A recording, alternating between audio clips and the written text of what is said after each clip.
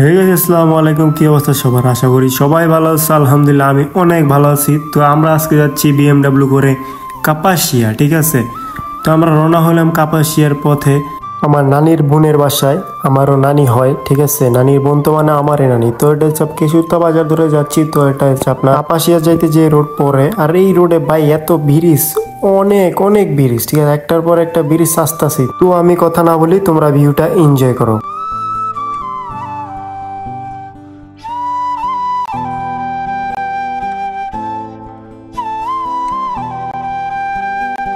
তো রাস্তায় যাইতে যাইতে এক মহাবিপদ, ঠিক আছে। আমাদের ওই বিএমডাব্লিউ চাকা পাঞ্চার হয়ে গেছে। তো আমাদের স্পেয়ার একটা চাকা ছিল, তো প্লেনের চাকা উঠে আর কি আমাদের বিএমডাব্লিউ লাগাতে হয়েছে।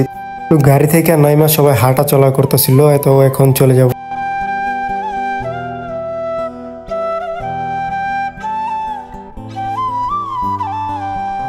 তো দেখতে দেখতে ঢুকে গেলাম কাপাইশা রোডে, ঠিক আছে। এটা হচ্ছে আপনার কাপাইশা এরিয়া, গ্রাম্য পরিবেশ, একেবারে গাছপালায় ভরপুর, একদম শান্তির জায়গা। তো আমরা এই যে চলে আসলাম নানিদের বাসায়।